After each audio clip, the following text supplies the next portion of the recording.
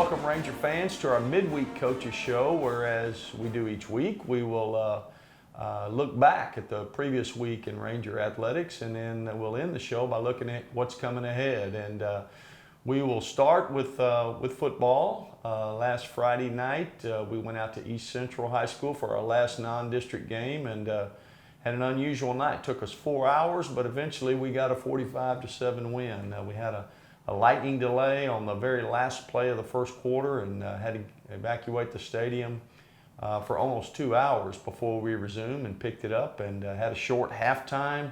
It was just kind of an eerie, weird night, but we did some things. We did some things well and corrected some mistakes from the week before, and we got done what we wanted to get done. We wanted to go out there and win the game, of course, and improve in some key areas, and of course, try to get ourselves ready for district play, which begins this week. So 45-7, Coach Hill, that's our biggest offensive output of the year. What went well for us offensively? What got us to 45 points? Yeah, it really was a big night for us. I think we just kind of got clicking a little bit. Not that we weren't performing too well before, but we didn't really have the penalty ending drives and the mistakes or the turnovers, anything like that. 400 yards of total offense and a pretty even split. Right. We ran for almost 200, completed 11 passes, which doesn't seem like a lot, but for 221 yards and 4 touchdowns. Right. So some explosive plays, which we were lacking the previous weeks. Yeah, those big chunk plays, and we got several, as you said, in the passing game, and had some good, tore off some big chunk runs as well, and thought more than anything, like you said, penalty. Those Right. drive-ending penalties are difficult to overcome, and we sprayed the ball around. I think we had 12 different people touch the ball. Right, we're including a lot of guys, and we have a lot of weapons to get it to, and we kind of put it in our quarterback's hands to just get us in the best possible play. Some of them are 2-and-1s or 3 plays built into one, and Right. It's really their job, Chase Sinolick and Rylan Walker, to what's the best possible way we can perform this play, and they do a pretty good job of getting it to the right guys. We had a couple of O-linemen that had missed the week before that were back, and so we had them back, and then we moved some people around a little bit into different spots, and so you never know how that's going to go the first time out, but they had to have played well up front. They did, and I think we've got the best O-line coach in the state of Texas with Coach Tuton, but like you said, we have guys all playing in a different spot than they did the first 2 weeks. Right. And East Central's a team that they twist a whole lot and bring some different games up front. And I would just describe it as clean. I think we played a really clean game. No penalties. We picked up a lot of their movements and twists and stunts and performed really well up front. Well, on the defensive side, Coach, we knew that everything ran through their quarterback, and how did we fare there? I thought we did a pretty good job of containing them for the most part. We reduced our explosive plays, which were a problem the week before. Right. We held them to 3. We'd like to get that to 0, of course, but when you're playing good folks, that's easier said than done. Like to create some turnovers. This was the first game we haven't been able to create any takeaways, and that's an area of improvement going forward. But overall, I was really pleased with our kids' effort, their attention to detail during the week, and going out and executing the game plan, and going out and starting fast. I thought that was key. We went out and 3 and out of them the first 3 times, I guess, I had the ball, and that's always huge. That sets a tone that we can get into our flow of game. Well, and then our offense scored the first 3 times they had it as well. So, you get them on their heels a little bit, maybe get them away from what they do best, and prevented the deep ball. They did try us deep a bunch. Yes, sir. They tried us deep several times, and I thought our cornerbacks did an excellent job of defending some tall, athletic receivers. And they had made their living creating some of those plays in the games coming in. And we knew that was an area of emphasis this week, and our corners stepped up to the challenge. Zach Genrick and Jackson Duffy both had great games. Well, in the kicking game, we made some plays there as well. I think Kyler Clark had a 43-yard kickoff return. Clayton Amaya, after a 2-hour gap between the end of the first quarter and the start of the second quarter, comes out on the first play and hits a 48-yard field goal. And what a weapon we have there. And so, just a good win. Doesn't do anything for us as far as district play or trying to get into the playoffs or have aspirations towards titles, but it does prepare us, we think. With Reagan and Harker Heights and East Central, with the caliber of programs that those guys have, and what it's forced us to do. Some of it, we haven't liked everything we've seen, but it's forced us to examine ourselves and improve our level of play. Is it good enough now? Is it good enough for district play? Well, we're going to find that out as we start this week's district opener with the Wagner Thunderbirds, a familiar foe. Came down with us from 6A. Always a rough, tough, competitive game when these two teams get together. And we'll talk about that game, the upcoming game, when we get back. But now we're going to kick it over to our assistant athletic coordinator, Melissa Miller, and she's going to recap the week in Ranger athletics from all the other sports standpoint. Coach Miller? Thanks, Coach, and congrats to football for a huge win over East Central. We've got a lot of things to talk about this week, a lot of programs playing really, really well, having some big wins, showing a lot of success. First, we want to talk about cross country. So this past Saturday, they competed in the Piper Invitational at Piper. And not only did we win the girls division, but we also won the boys division, first place in both. On the girls side, we have our top 5 girls finished within 24 seconds of each other. They were 5 of the top 8 runners. And those girls included Mia Perez, Sophie Goodwin, Mackenzie Olson, Sophia Perez, and Zaylee Zimmerman. So huge props to those girls. We've got a really strong girls cross country team. We're really proud of them. And then also on the boys side, they were able to bring home the gold trophy for us.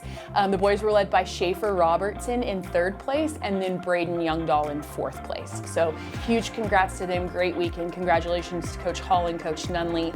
The next time you can find our cross country team is this Saturday at the Hayes Meet in Buda Johnson.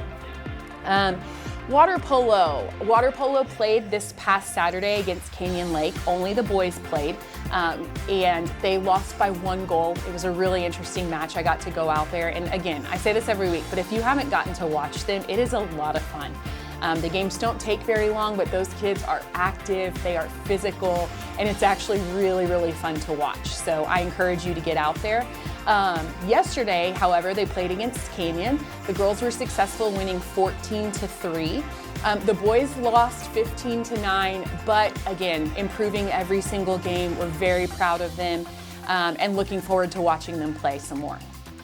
Moving into volleyball. Volleyball started district last Friday. We started with Piper at Piper High School. We were able to sweep. So freshman team won, JV team won, varsity team won. Really proud of them. That was a big game, first district opener at Piper.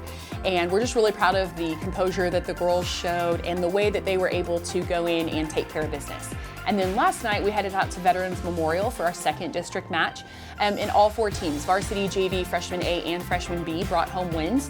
Very, very proud of them. So currently varsity's record is 24-6, and then JV's 2-0 in district. Our freshmen are 6-0 total for A team and then 3-0 total for B team. So lots of wins going around. We're really proud of them. Next time you can find volleyball is actually this Friday at Wagner, just like football. We start at 7, so you can come watch us for a little bit, head out to football. We hope to see you there, whether it's cross country, water polo, tennis, volleyball, football. We hope you get out this weekend and support the Rangers. All our programs are working really hard and we'd love to see you there. Back to you, Coach. Thanks, Coach Miller, and congrats to our other sports and their successes last week. And good luck, of course, as they move forward this week. Speaking of this week, we've got the Wagner Thunderbirds. We were in 6A for the last however many years, and they were our district opener. And now we moved to 5A, and they moved to 5A with us, and luck of the draw, we got the district opener again. And Coach Starron and his staff do a tremendous job over there, and they're always right in the thick of things. I guess 2 and 3 years ago they were state semifinalists when they were 5A before, and so they run a little different style of offense. They do things a little out of the mainstream. So Coach West, for our fans who've been around probably know this, but many may not. What are we getting hold of here? Well, for the first time this year, we're going to see a quarterback getting under center a lot. In fact, every snap. And they run the military style, broken bone, triple option offense. I mean, every play they have 3 options. They can hand the ball off to the fullback, the quarterback could keep it, or they could pitch it out on the perimeter. So it's something our kids aren't used to seeing. It's an old school kind of offense, I guess you could say. I mean, it's very popular back in the 70s, and Oklahoma and Texas and some of those teams run similar things. Right. But they've ramped it up a little bit. It's different than your grandpa's wishbone. That's right. Yeah. That's right. It's a lot different. They can throw the ball effectively as well. Right. You know, so you got to really play responsibility football. So it takes a total team effort by our defensive unit, and you know, they got to trust each other. They got to do their job, and you know, so it's been a challenge to prepare for them. No doubt. As you said, for 3 weeks we've faced teams in the shotgun, 3 and 4 wides, or maybe 2 backs back there, but not under center, quick dive threat. And they're pitching the ball and getting on the perimeter more than most teams do. Yes, sir. Yeah, most teams that run this style of offense, it's kind of fullback, quarterback centered, and their fullback and quarterback are carrying the ball plenty too. But they like to get the ball on the perimeter, and they have a lot of speed at their halfback positions. And we'll have to make sure that we contain that, and we don't let them have explosive plays. I mean, No doubt. Come back to that again. Well, and then on the other side of the ball, Coach Hill, they've fairly multiple as far as how they line up and the things that they do defensively. That's right. A couple different fronts. They're predominantly a 4-down team. They've played some 3-3 stacks, some 3-4, a little bit of everything. They have a lot of confidence, it appears, in their corners and secondary, kind of leave them on islands at times. And some people have tried to test them this year, and not with much luck. Some pretty good players out there.